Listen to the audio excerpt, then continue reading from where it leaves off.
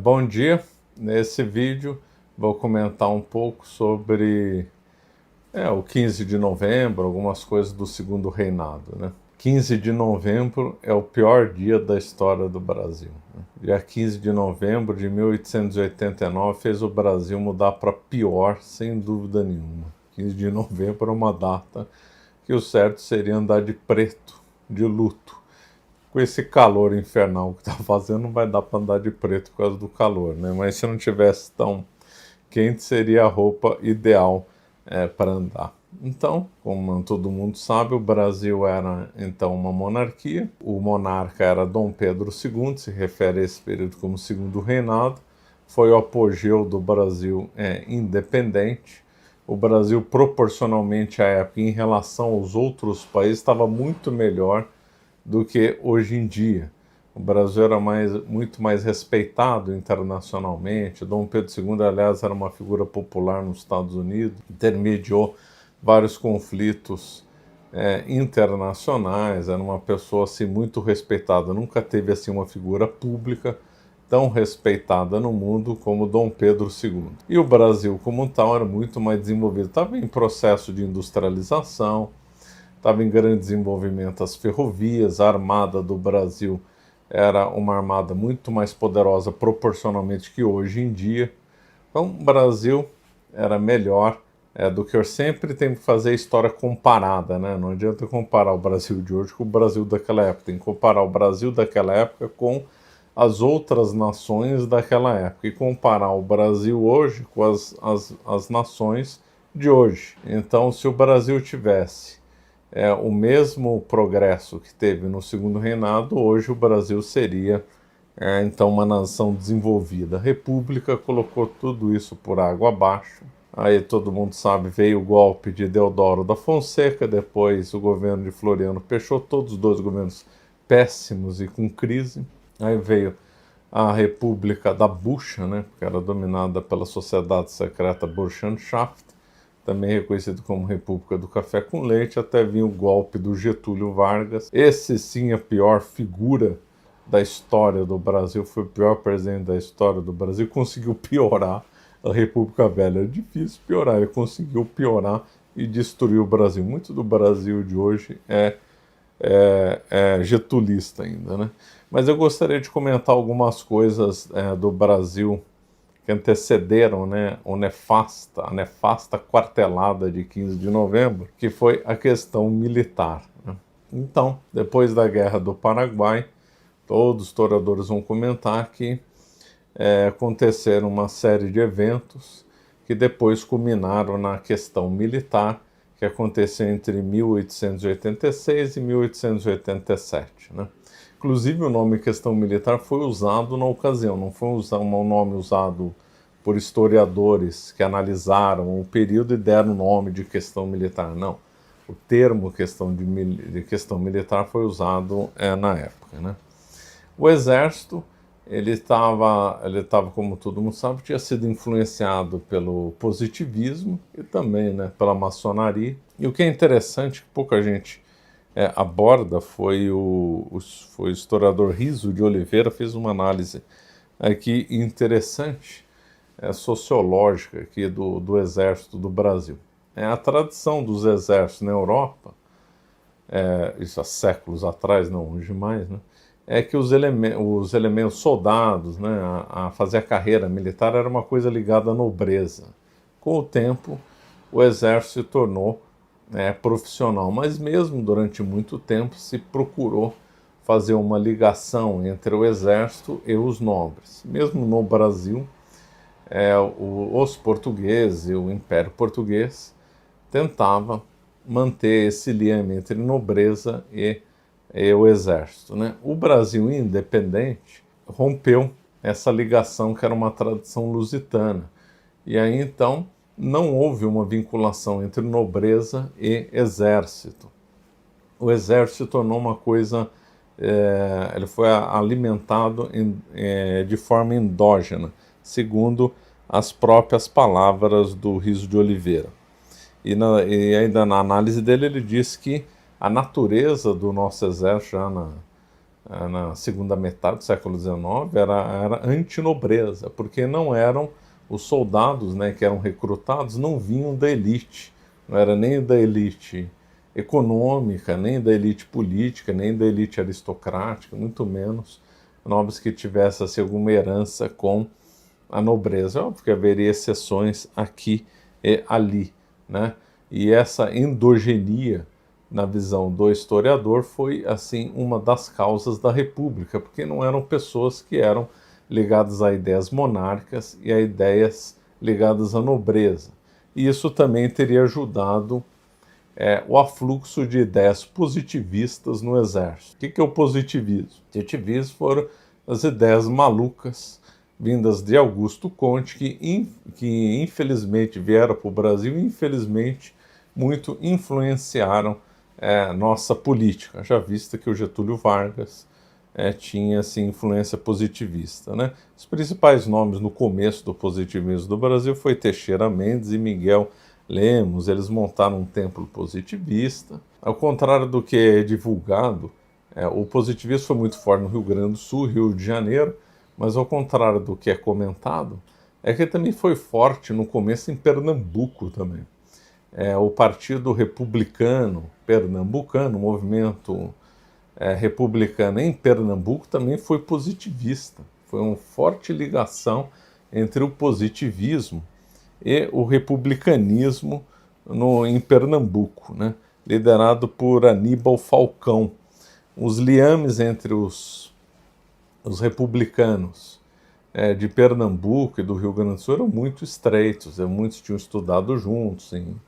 Lembrando que em Recife tinha a Faculdade de Direito, que era um centro de difusor de novas ideias, assim como a Faculdade de São Francisco de Direito em São Paulo. Então muitos tinham estudado ou em Recife ou em São Paulo, e havia então uma rede de contatos estreita entre o grupo republicano positivista contra os positivistas aqui de São Paulo, do Rio de Janeiro e do Rio Grande do Sul.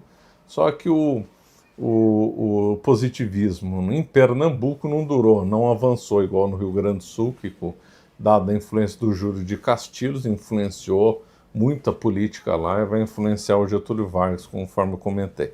Bom, então esses ideais positivistas avançaram.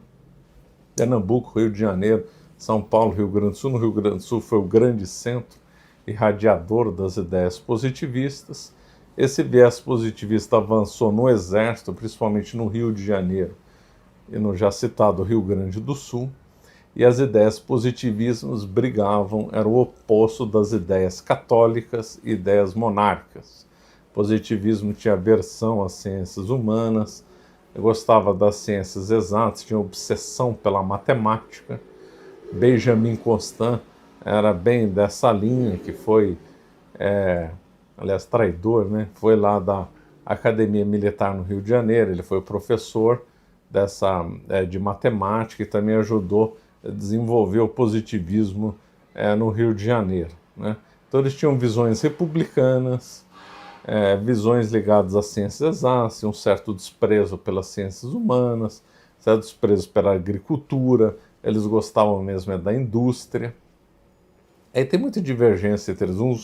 Uns eram opostos à ideia da democracia, queriam um governo autocrático e tal. Bom, o fundo é que essas ideias positivistas avançaram no Exército e houve então um movimento republicano forte dentro do Exército.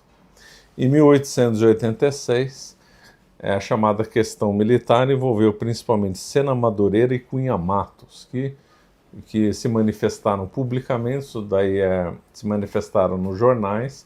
Era vedada a manifestação política de militares. A questão foi crescendo. O Sena Madureira ele foi enviado como punição para o Rio Grande do Sul. No Rio Grande do Sul ele se encontrou com Júlio de Castilhos. Júlio de Castilhos deu apoio a ele. E por coincidência o Marechal Deodoro também estava no Rio Grande do Sul, foi presidente interino da província, e ele não só não endossou uma punição que tinha sido feita para Sena Madureira e para Cunha Matos, como quis acobertá-los e ainda estava defendendo os interesses dos revoltosos. Só a questão subiu para o gabinete do Barão de Cotegipe. O Barão de Cotegipe tentou contornar a situação, abrandou lá a questão, liberou as críticas políticas, mas não quis levantar a punição para os militares faltosos, né? Lembrando que esses militares faltosos receberam apoio do Brasil inteiro. Se esses militares faltosos receberam apoio de clube militar e de várias guarnições do Brasil inteiro, isso daí mostra que o exército já não tinha uma vinculação com a monarquia como era de se esperar. Significa, então, que o exército, as ideias republicanas já estavam avançando e que eles estavam querendo ou esperando uma nova organização política no Brasil, né? Então a questão militar supostamente foi debelada em 1887, o Deodoro da Fonseca foi punido e enviado para Mato Grosso, né? Porque ele acabou endossando essa rebelião, essa indisciplina, né? E a maçonaria e os jornais republicanos levantaram a questão militar, colocaram nos alto-falantes, né, assim, uma metáfora, claro, e exploraram bastante a questão militar, né? Então usaram a questão militar para os seus propósitos republicanos, né? A maçonaria também, a maçonaria estava em grandes ações e deliberações pró-república, né? Já fazia aí desde a década de 1870 com força, e mesmo antes, né? Em 1868 foi fundada a Loja América, no estado de São Paulo, que defendia abertamente ideais republicanos inspirados nos Estados Unidos. Enquanto que o viés republicano no exército e em outros setores era nitidamente positivista, na maçonaria e em outros setores também havia uma influência republicana com inspiração dos Estados Unidos. Isso aqui foi forte em São Paulo, que nós tivemos aqui nas lojas maçônicas defendendo ideais dos Estados Unidos, e esses ideais eram republicanos, e próprio na República teve muita influência americana, né? Somando então essa crise militar, foi muito explorada pela maçonaria e pelos republicanos. Então era só uma questão de tempo e de organizar então um golpe republicano contra a monarquia, que ia acontecer 2 anos depois só da crise supostamente ter sido debelada, né? As maçonarias também tinham colocado pessoas nos postos-chave, na Bahia, então, apesar da Bahia ter sido colocado como anti-republicano, isso aí não é uma meia verdade, havia vários focos republicanos na Bahia, com pessoas colocadas principalmente pela maçonaria em postos-chave, para quando viesse a república a coisa se consolidasse lá de forma mais fácil, né? Então a coisa estava sendo tudo tramada, né? Eu não vou aqui contar os detalhes, já tem outro vídeo meu que eu falo mais dos detalhes do golpe do dia 15 de novembro, mas é interessante saber que o Deodoro da Fonseca, embora monarquista, ele tinha apoiado os revoltosos na questão militar. Ou seja, ele era monarquista, mas peronomútil, né? E aí depois ele faz aquela traição ao imperador, né? E aí então proclama a República. A proclamação da República foi feita por traidores, né?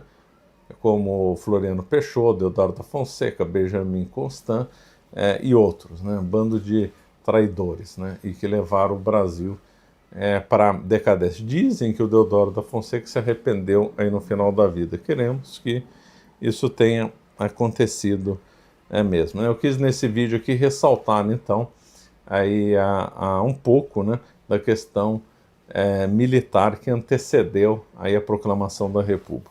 Lembro a todos que a promoção da Black Friday vai só até sexta-feira, dia 17 de novembro. Não perca a oportunidade de adquirir todos os cursos da EVH com desconto, já que eles são vendidos individualmente, ou então comprar na escola EVH, que reúne todos os cursos que eu já gravei, mais que eu vou gravar no prazo de 1 ano, que também está aí com desconto, né? Bom, vamos ficando por aqui e obrigado.